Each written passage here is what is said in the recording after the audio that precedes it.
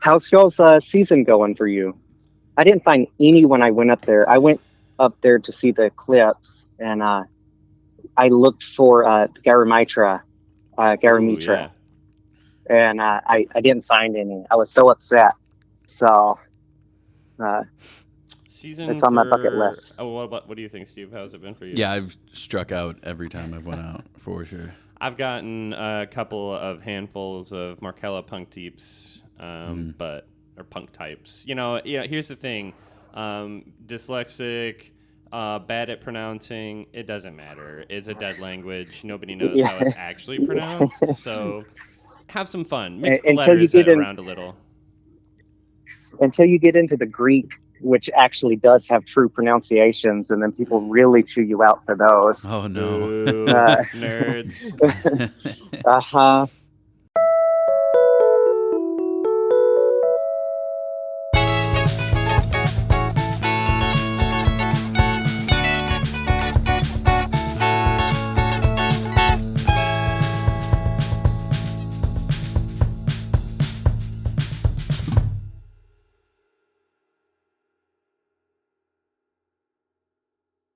It's another amazing episode of the Wild Edible World podcast.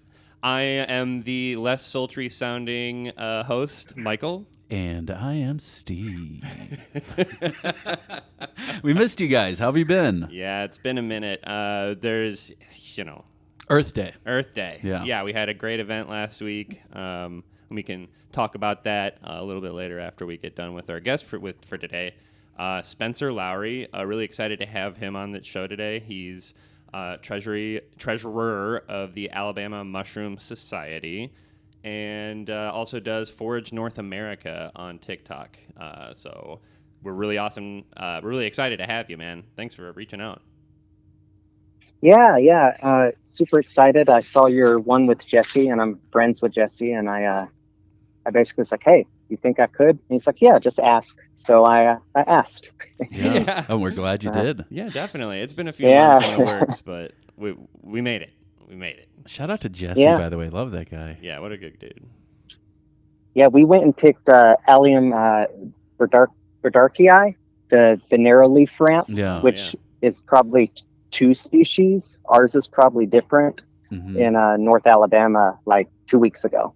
So. Yeah, I like using the most phallic pronunciation of those tricoccum and birdicii. So let's go. So I need to know more about the two different species. Tell me.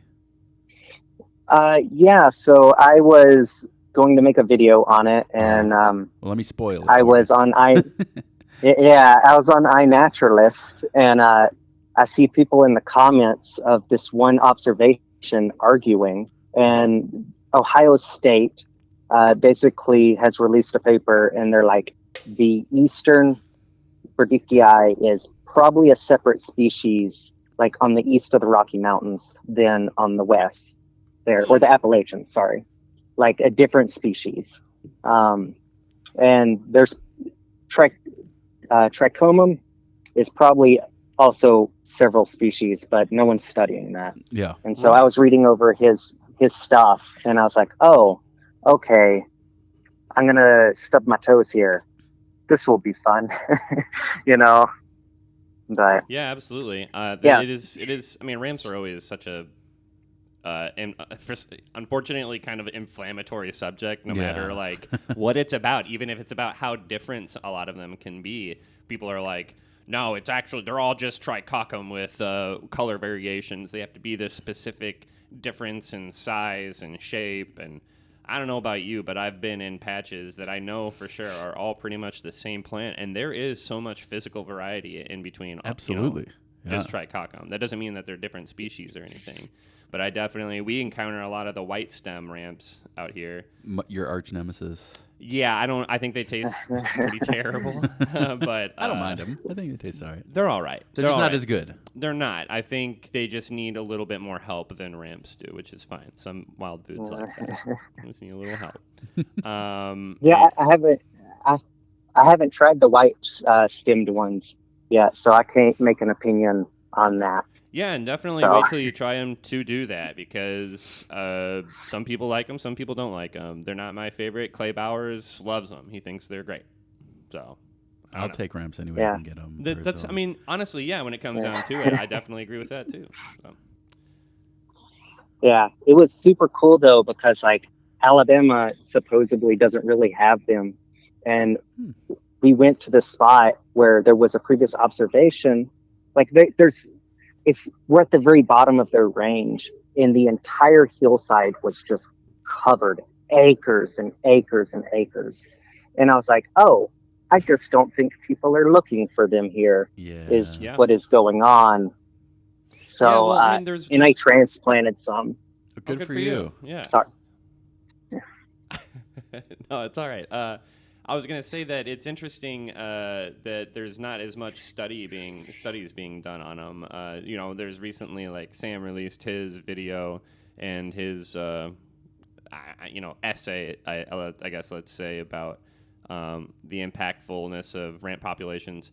But also there's, like, when it comes to using tools like iNaturalist, we mentioned something in the Earth Day event that we had, that it was like, yeah, these tools are great, but also they are a vector for poaching as well. There's a lot of like really endangered salamanders and stuff that you're not really supposed to put on iNaturalist, because people find them and then start selling them, and then that's extracting a lot of these really important parts of the ecosystem out of there. And so it's like, is it that people aren't looking, or they're kind of gatekeeping, I guess, maybe just like not putting it on the internet for all to see.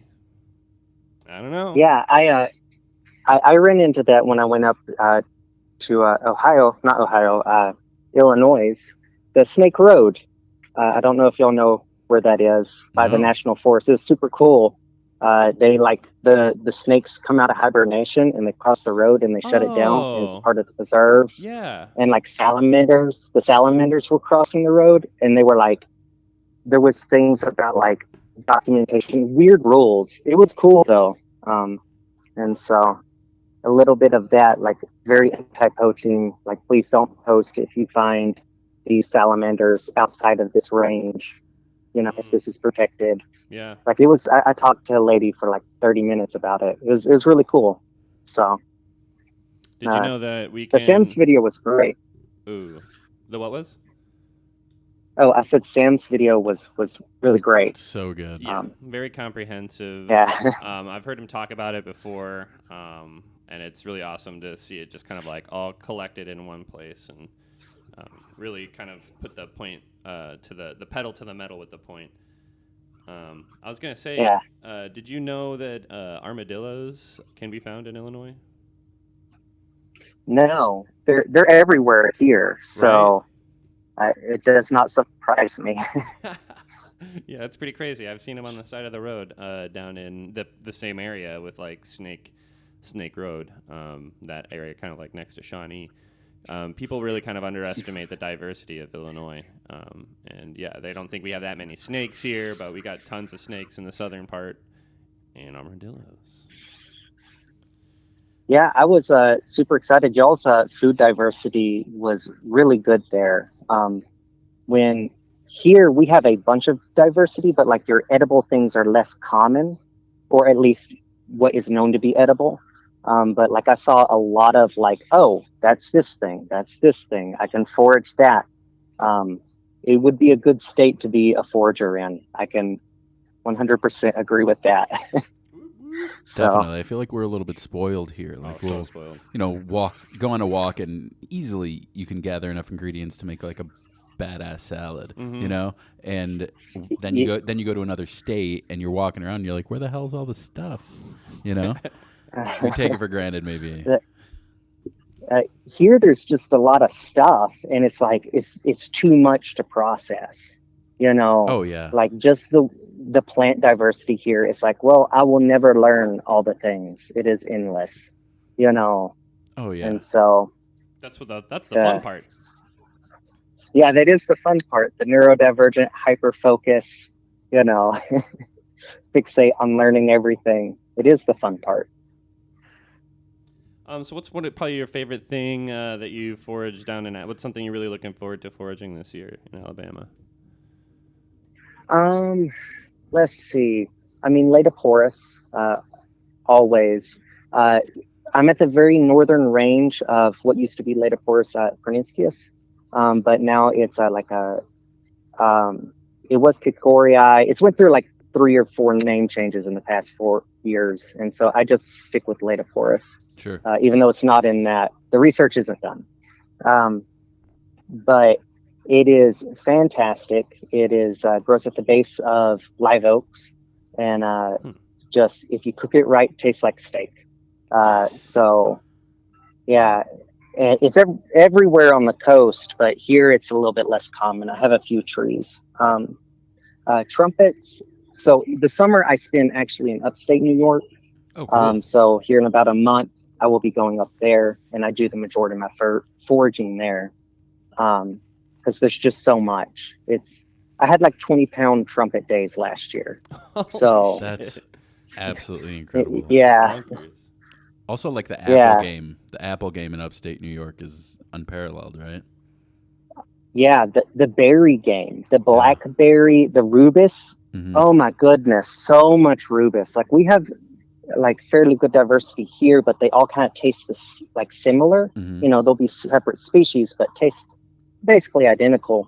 Up there, it's like color difference, taste difference, you know, texture. Like it's just endless with the berries. And then service berries, they get so much June and service berries. It's my favorite. And so I go to like a park downtown in Corning, mm-hmm. and they see me every year, and I'm like, you know, just like, I'm taking this. It's hanging over the sidewalk. This is mine, you know. That guy grabbing shit out of the trees. That's me too. Yeah. There's definitely a ton of it. Go ahead. Yeah, my partner Eli is like turning his head, like I'm not associated with this person. Yeah. At all. So. No, I totally get that. That's definitely me walking downtown like Plainfield. You know, they have a ton of service berry just in their landscaping. That's me. Yeah, it's everywhere there. Mm-hmm. So. Hey man, Scrumpers Club. That's right. Yeah, Scrumpers. It's the best. Florida was really good for scrumping. I lived there for a few years. Just like the amount of fruit everywhere. Oh yeah. It was really good for that. So you're kind of all over the place. You do a lot of foraging in a lot of different places. But is there something that you remember as like the very first thing that you ever foraged, or any specific memory like that? Yeah, I was very, very little, and we had an American persimmon in our front yard, and that is one of my earliest memories, is going out and picking a gallon of persimmons that had fallen to the ground. And then my family's always like picked blackberries, blueberries, stuff like that. And they're not like true foragers. Like they still have like, they're not going to go out and pick alliums with me, you know. Mm-hmm. But I grew up around it enough to where it just like really sparked it, you know. And I've always enjoyed it. I mean, a persimmon tree in the front yard's hitting the frickin' jackpot. Yeah, that's you know, solid. That's pretty sweet. It has a big one too, like full grown. Like you couldn't pick them by hand; they had to fall, you know. And it was gallons every year. So, and a good persimmon. Some persimmon. Yeah, I do. I do have access to it. So I have several other trees that are like eye level that I would prefer to go forage from, you know. Oh yeah, persimmons get a little carried away, yeah. Well, it's such a fall drop, like a high drop. Yeah. That they just, like, a lot of them are splattered, and you got to wash those a lot, and just like, I have better spots now. Good. So. Did you find anything while you were out today? You said you were out looking for a chicken today, right? Yeah, I found some. Some Laetoporus cincinnatus primordia on an oak tree. I'll come back in like a week and a half probably for it. There was some oviensis, oviocordyceps, that basically are disintegrating as soon as I touch them. They're from last season. Some primordia for trumpets. Our trumpet season is just about to start. So yeah, lots of little things, nothing to really forage for. Yeah, lots of greens. We're still in our green season. So like we have like a wood nettle here. I've been picking wood nettle. Love nettle. And yeah, we don't have the like true stinging nettle here, or at least I've never found it. They've all been wood nettle, which tastes about the same for me. I've heard it's just as good. Yeah. Yeah. The best slightly less painful. broth. I say it's more painful. Slightly less painful. Yeah, you think? I think wood nettle is more painful. It's like more intense over a shorter period of time. Really? I have a horror story about nettles. It's the dangers of knowing just enough botany. Because the first year I had went to upstate New York, and they're a mint. You know, they got the square stem, all the signs. And I saw this thing that was a giant mint, and I was like, what is this? And I like crushed it up, and it didn't sting my hands, and I stuck it up to my nose and breathed in. Oh no. And for like an hour it burned. Oh no. Like in your sinuses? In my sinuses. Oh my god. That sounds awful. I didn't know you could do that. I'm glad. I didn't know either. I'm glad you're telling us this. Oh my god. Oh no. It was awful, which is one of the stories I use when people are like, aren't you afraid of mushrooms? And I'm like, no, plants are way worse. It's true. You can take a bite of any mushroom, chew it up, and spit it out. Even Floydiers, you know, and you'll be fine. And touch it. Go do that with but go do that with poison ivy. You know, like I'm like, plants are way scarier. So there's a lot of mycophobia I deal with just daily, you know, doing this, and I'm like, no, you don't understand. Yeah, it's interesting. People, that's one of the questions that I get asked a lot too, is like, oh, well, aren't you scared of getting sick from eating a mushroom or whatever? And it's like, well, that's a whole different question, but it's like the actual numbers of how many mushrooms are deadly toxic or hallucinogenic are like 1%, both of them. And then it's like 98% is either edible or inedible, just like non-toxic. There's a heavy dose of mycophobia out there. I mean, you know, shout out to our Lord and Savior, Paul Stamets. No, please don't. I'm kidding. But just, I mean, like, I think there's a lot of interest that's been garnered in the last, like, 10 years or so. You know, and just, you know, that's just going to come with it being such a fresh and new and exciting area of science and study, is that, like, you know, we only just learned that they were different than plants in the 80s.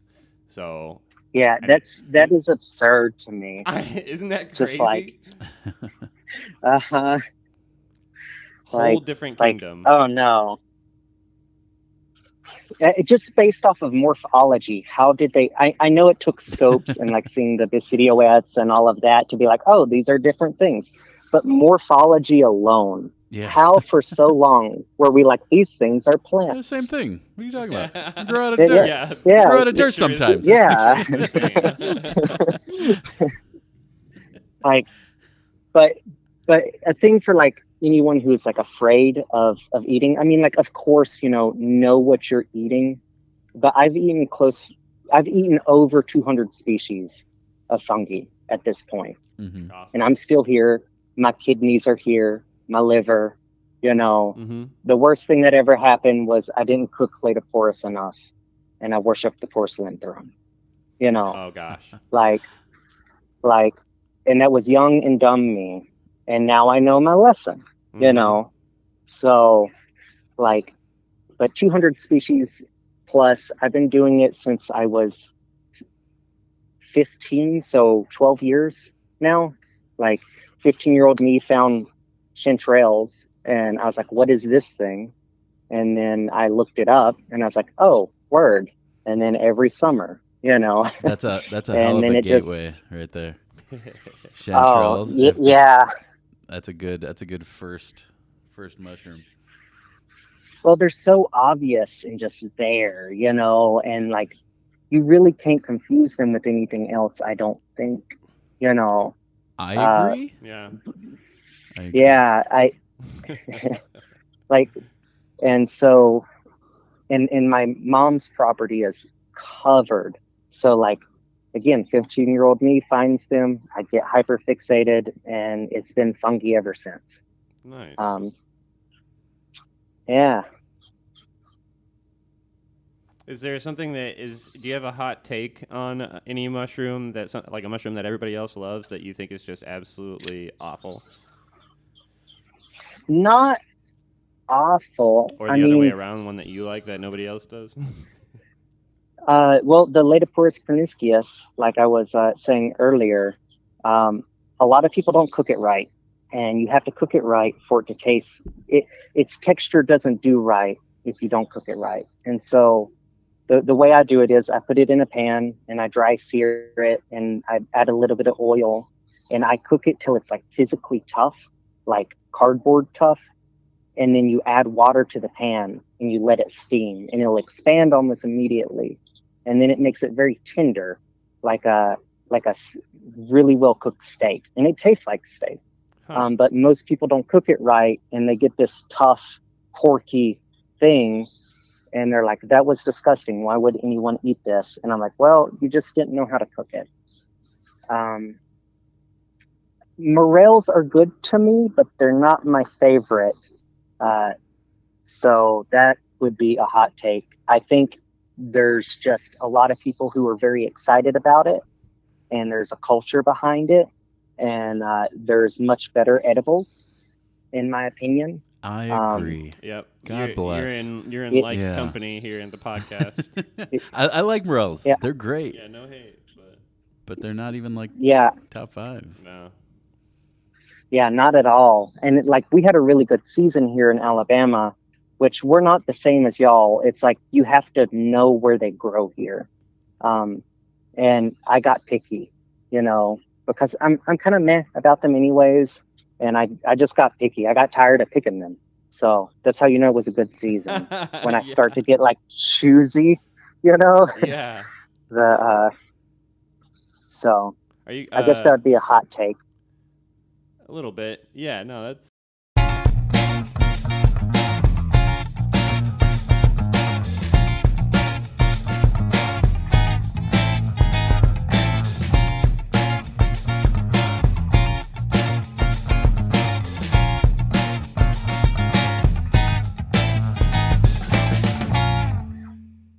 Sigh. What's wrong, buddy? Well, I just realized this mushroom supplement I bought isn't actually made with mushrooms. It's made with something called myceliated grain? Myceliated grain? Oh, no! I'm sorry to tell you, buddy, but myceliated grain is a sure sign of a poor quality mushroom supplement. Well, dang. I wanted mushrooms, not brown rice. What should I do? Well, you should support a small batch producer from right here in the Midwest. Keweenaw Apothecary. Keweenaw Apothecary? Tell me more. Keweenaw Apothecary specializes in high-quality mushroom extracts from Michigan, and they always use real mushrooms, never myceliated grain. That sounds like exactly what I've been looking for. Where can I order? Well, you can find them at keweenawapothecary.etsy.com. That's KEWEENAW apothecary.etsy.com. Be sure to read their many excellent reviews. Thanks, buddy. I don't want no low-quality mushroom products from a factory. I want Keweenaw Apothecary. Wowie wow! Wowie wow! We've got a new hot sauce for you. It's so delicious. It's spicy. It's spicier for sure. Spicier. It's called Harvest Moon, made with ghost peppers, American persimmons, and spice bush berry. It's gonna be great. We also have t-shirts available. Brand new t-shirts. The best t-shirts, I think. Baseball tees. Scrumpers United. If you've collected apples, if you've collected fruit, you're welcome to the club. You're welcome to a club. You're a scrumper. So check out our merch store, wildedibleworldpod.myshopify. WEWP.com. Wowie wow!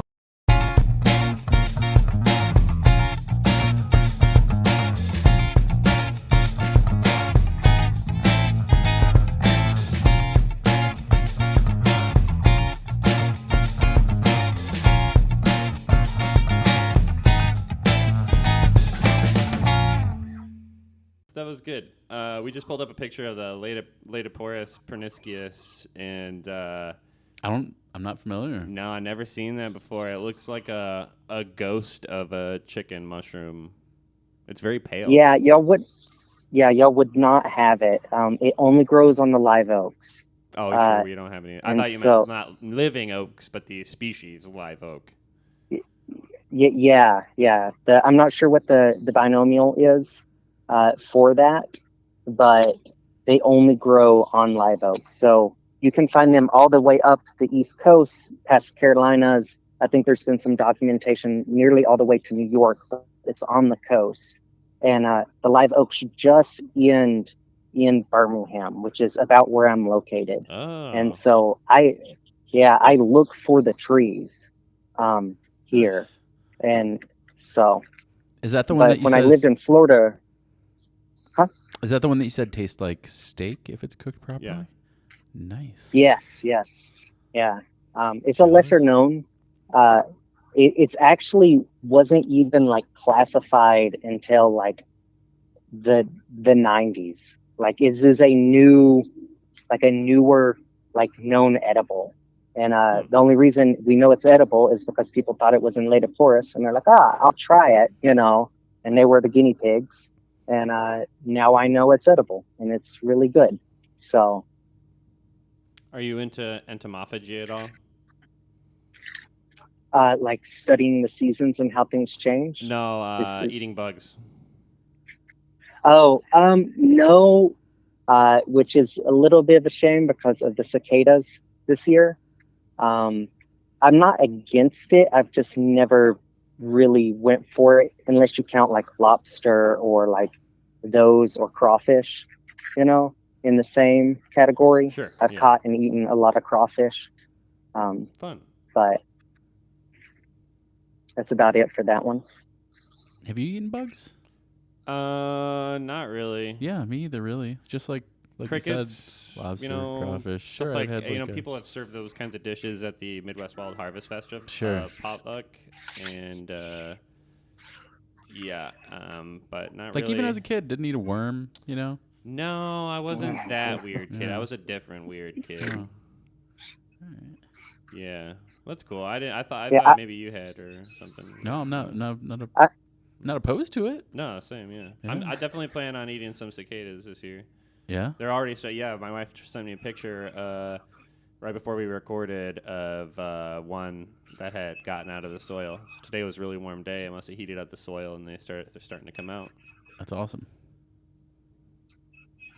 Yeah, we've had photos. I haven't found any cicadas yet, but there's like photos I've seen online in my state where there's like thousands crawling up a tree. Yeah. And I'm like, okay, Let's go. like this is gonna be, yeah.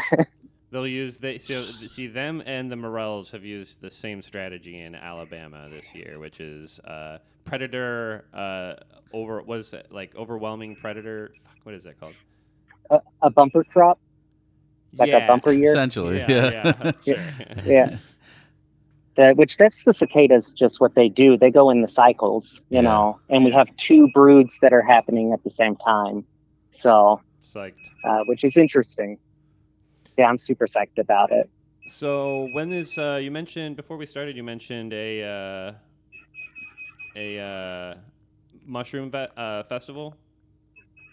Yeah, so the Alabama mushroom it's called a fairy fair. We moved away from the name festival because wrong crowd, if that makes sense. Oh, I absolutely understand. Yeah, so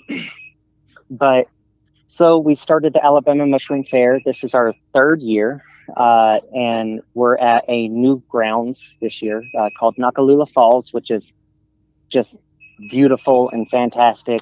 Over 18 miles of hiking trails. There will be camping, speakers, like Alan Rockefeller will be there. The Bassettes, so Alan and Erling Bassett have written a total of like 47 books at this point. They are the like myco gods, if there are any living on this earth.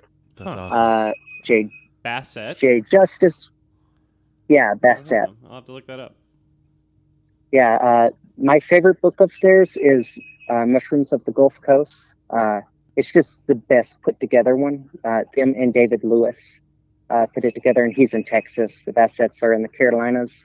I'm actually going to they have a course in the summer, and I'm going to their course. They only let 12 students in a year, so I'm super excited about that. Wow! Congratulations! That's freaking sweet. Yeah, it's gonna be awesome. And we have things that's family friendly. There'll be things for kids. We might have music this year. We've been about having music again because don't want to attract a certain crowd, and mushrooms and any festival thing tends to attract a crowd that we're not always interested in. We are foraging and science, Sure. related.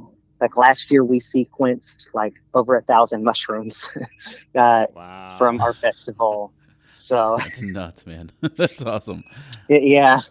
I don't do the sequencing stuff, which is a little bit hilarious because I am a science background individual. But I'm look, I'm in the woods to forage. It's kind of my church, if that makes sense. Mm-hmm. And I will, if I see something interesting, collect it for sequencing, but I'm usually not going out for that. And we do have a lot of sequencers, and we'll probably have 20-ish speakers this year, and it's last weekend of October. So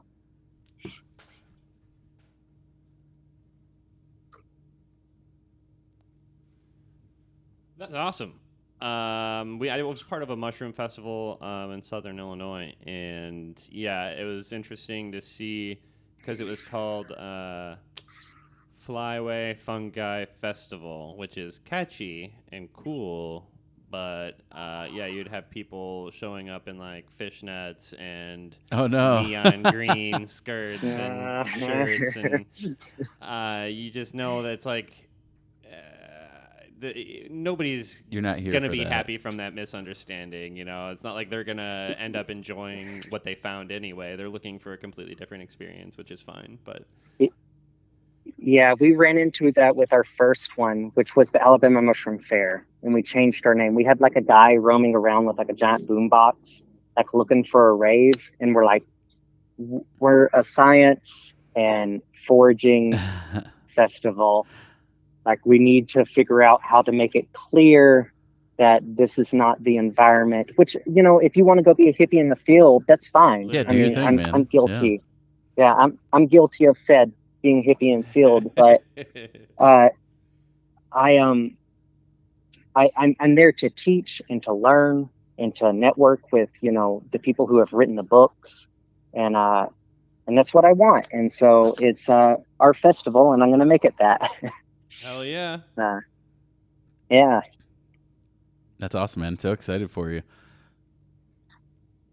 Yeah, super excited about it. Again, it's our third year. We really got it down pat, figured everything out. I'm sure there's so much that goes into it. Oh, yeah. It's today I went to the city. I live out in the middle of nowhere, and I went to the city to a coffee shop to work. And that's what I was working on for 9 hours today, was just getting everything ready. And I will do that, 2 or 3 times a week until October. And it's just making sure people have places to stay, speakers can make it, making promotional content, Sure. Just all of that. It's kind of endless, but it's fun. About how long does it take you to plan it every year? About a year? Yeah, so our first one actually took 2 years to plan, but it kind of started at the end of COVID, So we were gonna have one, then COVID happened, and then that shut that down. And our first one was so big that we immediately outgrew our grounds. And so then we moved grounds last year, and it wasn't in the best location, and we still did good, but this year the grounds are just fantastic. They're like 15 minutes from like a major city, a really well-known landmark in the state. It's beautiful, lots of diversity. There's like old growth forests, newer growth. They have a burn area that they do like a restoration on. Like just so much cool things to look at there. Yeah, cool things to and like the city's share. super excited about it. Nice. Yeah. Well, it's good, I think, to like switch up your location sometimes, because as much as we love the big forager event in the Midwest is usually the Midwest Wild Harvest Festival that's organized by Sam Thayer, his wife, Melissa Price. And it's the huge networking and learning event of the year. And having gone there for 3 years now, and thinking about my 4th year, and it's like, well, it's still in the same place with the same teachers, and I'm really only going there to hang out with the people I've met there. I'm not learning anything anymore. But it's so, I mean, just like even if it was in a different location or just a change of scenery would be really appealing. So I think that's a good idea. It's gonna there's so many like micro ecosystems in every place that you're gonna find a completely different set of mushrooms. Yeah, we're kind of hoping this will be our grounds for a very long time, because our state parks don't allow any like picking of mushrooms. Oh yeah. And so finding a grounds that is big enough for us, and I honestly thought that this spot, because it's such a like an iconic in the state spot, that it was a state park and it's owned by the city. And they're like, yeah, we have no problems with you picking so that you can sequence and whatever.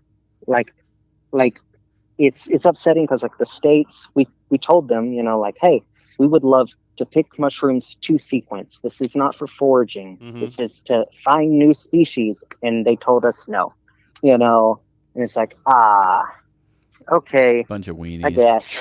Yeah, I mean, it's just like even furthermore frustrating that the science and the legislation are not keeping up with each other. Like the studies and everything has shown that like picking mushrooms and taking mushrooms doesn't harm the mushroom itself. You might be extracting a little bit of resources from the forest, depending on your type style of practice or whatever. But I mean, it's entirely based around this like you can't take anything, and it's like this is for the purpose of conservation and like knowledge and like understanding how we can do better with these places, and to make any kind of collection of any sort illegal is just like kind of defeats itself. Yeah, that's one of my long-term goals, is to change like legislative like outview, like even on foraging, because it's like if you have people foraging and you have people in spaces, it gets funded, people care about it, just like if there's no one interested in it, it's just blacklisted. Yeah. You're just saying people no because you have the ability to, just another thing to control. Yeah. And they almost may as well not even exist anymore, Like if you can't interact with it or like know about them or learn more about it, like what are we doing? Then it just gets developed because nobody cares. Exactly. Oh shit, yeah. And so like if people are interested in care, then you get things like Sam's video, which shows you how to extend the ramp range and to properly take care of populations, and like you get people caring about a thing and it preserves it. And that includes, foraging. That includes people going out and taking that resource. But we're not separate from nature. Forever, we basically treated the forest like our garden. You still find these massive food forests, like there's the one in Alaska.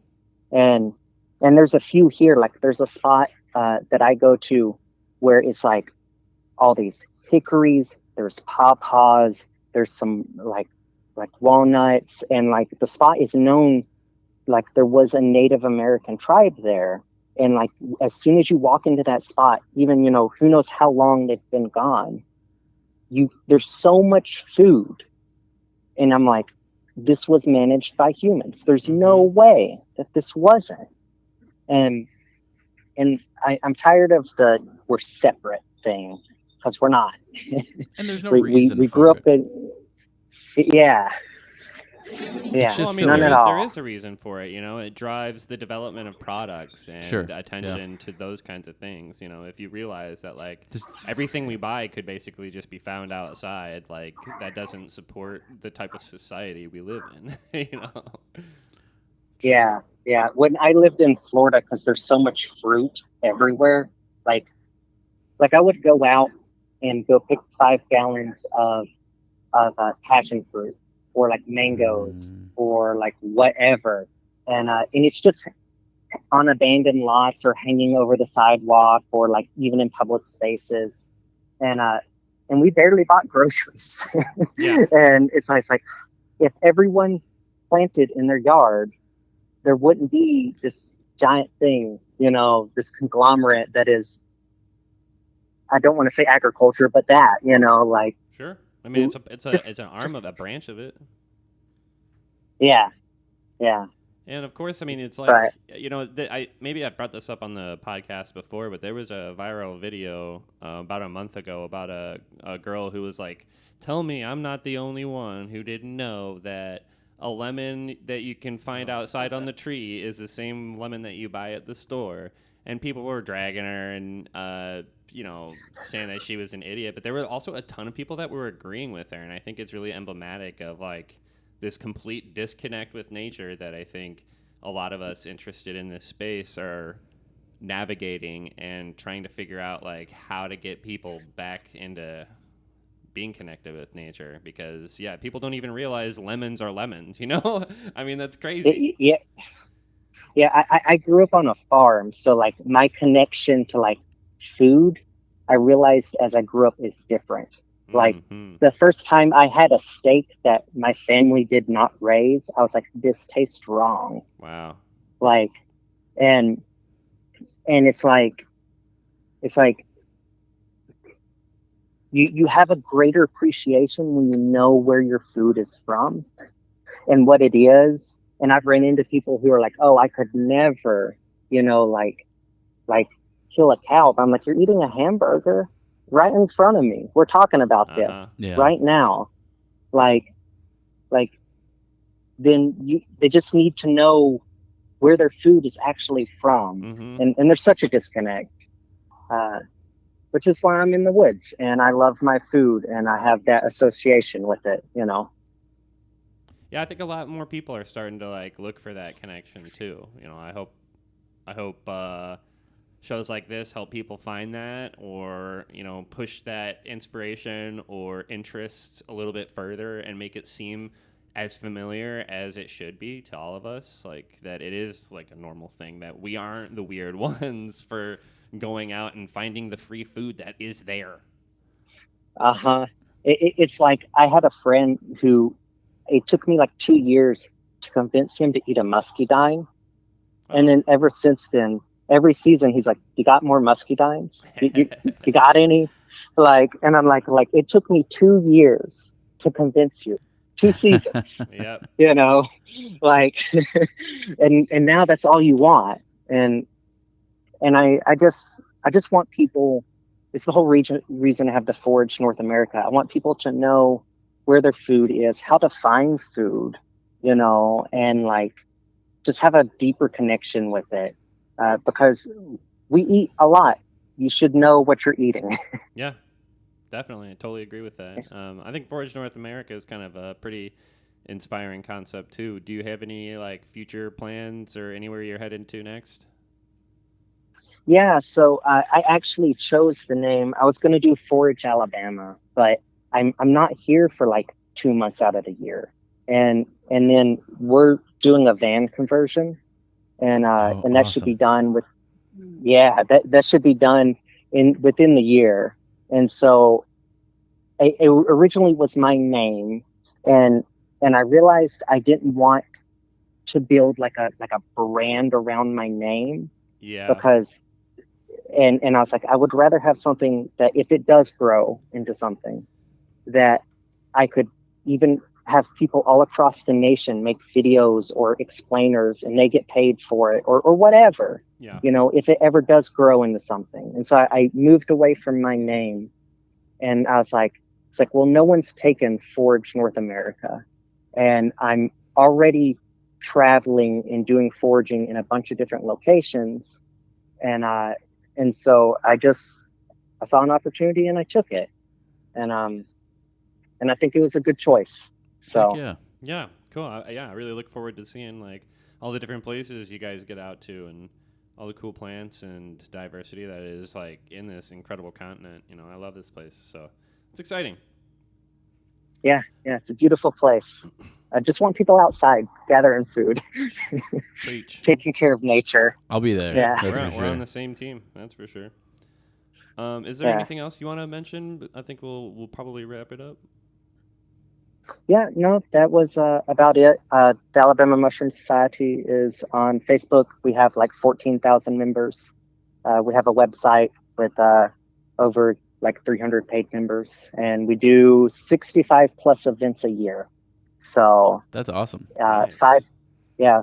5 counties, a monthly foray, February through October. And then we do like a microscopy class. We do a dye class where we teach people how to make dyes out of mushrooms.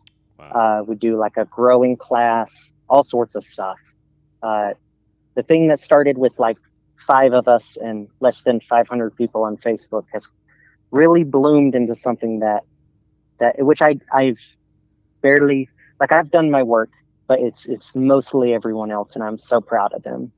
So, I mean, particularly takes, Alicia, our community. president. She's great. What's her name? Alicia Awesome. McGillen. She does all of our sequencing. She's been awesome. Shout Fantastic human. Yeah, shout out to Alicia. Yeah, it takes So- a super solid team, and I think people on the side of like caring about nature or just getting people to like be interested and be outside more. I think we got a solid team, man. Yeah. I see change happening on the horizon, Yeah, and I'm excited about it. yeah, me too. So, Well, I can't wait to stay in touch. It's been really awesome chatting with you, dude.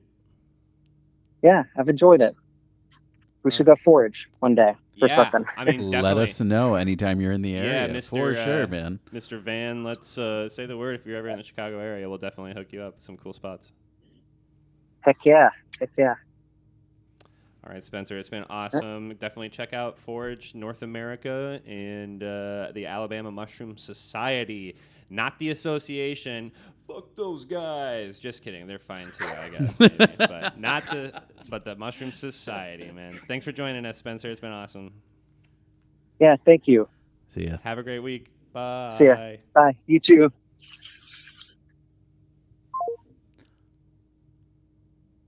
What a pleasant fella. That was, man, I hate to draw the like southern stereotypes or whatever, but Yeah. like, man, what a fun person to talk to. Yeah, Just seriously. like on a melodic level. Is he only on TikTok? Is that? Yeah, so that's the thing. Well, now I right? have to That's something fucking I download TikTok. didn't really answer or Yeah. didn't ask is Son of a like bitch. why only TikTok, but they Yeah. it's banging over there, allegedly.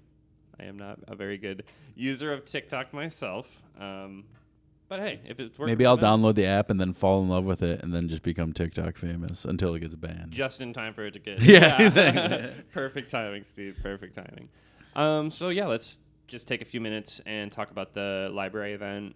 Shout out Nick for hiring us to do the library event. You're awesome. It You were was so so helpful. much fun. Super fun. I was exhausted, and then we did that, and I had such a good time doing it, and such a good time interacting with everyone that was here, and you guys kick ass. Yeah. And then I was exhausted again directly. I slept so hard that night, dude. Yeah, me too. Yeah. I was out at like 8 p.m. Yeah. Like not even right after I got home. But yeah, it was really awesome. It was so good to connect with some people that already listened to the show. Shout out to Amy. You were really nice. A lot of new faces that are just interested in foraging in general. But yeah, hopefully we see some more of you guys out at some more of our live events.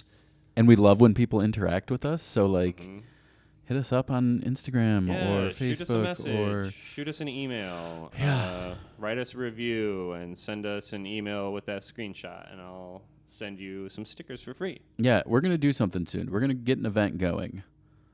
Yes. Yeah. Spencer's inspired me. Yeah, definitely. We'll do something. Yeah. I don't know, maybe... And I'm saying it right here, so we can't not do it. Yeah, shoot. I mean, send us a message and tell us what you'd like to see us do or where you are if you are interested in an event like that. I know a heavy amount of our listenership is in the Chicago area, but definitely, reach out. See what's up. That will also help us garner how many people could actually show up to one of our events, because we have a good amount of listeners, but they're all over the place. So say what's up. Yeah, and we should do a poll. We'll do a poll on Instagram. Can do a poll. Like, if we did an event, would you be interested? Or take a hike, jerks.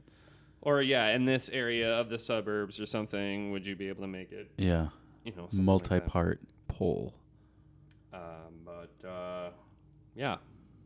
Thanks to everybody that's also bought our merch. We still have Thayer shirts for sale. Those shirts are the fucking best, dude. I've worn it like 4 out of 7 days since I got it. I got Steve and I custom long sleeve ones. Yeah. But so those are super, super comfy. But we get some ball caps on the way too. Oh yeah, super psyched about that. Not for sale. Not for sale. Sorry. Co-host exclusive. And then or maybe depending on how many I get, like maybe we'll send one to Wade because he wears caps. A hat? Oh yeah. He wears hats. Cool. Yeah, definitely. Yeah. But we still have tons of persimmon, spice bush, hot sauce available. Still super good. Still super hot. And we got more working, man. We got more working. The ramp sauce will be coming back. I still get asked about it all the time. It's coming back. It's coming back, y'all. We dropped off the ingredients. It is a brewing away, and we should have a new batch of the ramp hot sauce soon. Yeah. So hopefully by in May, if you guys are keeping up with our episodes, we should have it out in May. So I think that's it. That's it for library event was awesome. You guys are awesome. We got to get to our next friend. Yeah, we got another interview set up. So stay tuned. A little peek behind the scenes. Love you guys. Miss you so much. Bye.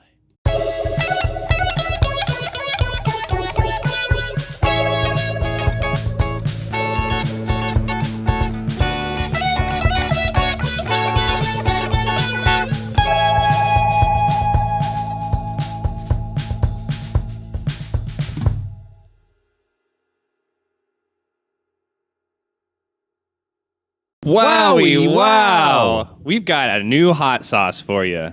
It's so delicious. It's spicy. It's spicier for sure. Spicier. It's called Harvest Moon, made with ghost peppers, American persimmons, and spice bush berry. It's gonna be great. We also have t-shirts available. Brand new t-shirts. The best t-shirts, I think. Baseball tees. Scrumpers United. If you've collected apples, if you've collected fruit, welcome to the club. You're welcome to a club. You're a scrumper. So check out our merch store, wildedibleworldpod.myshopify.com. Wowie wow!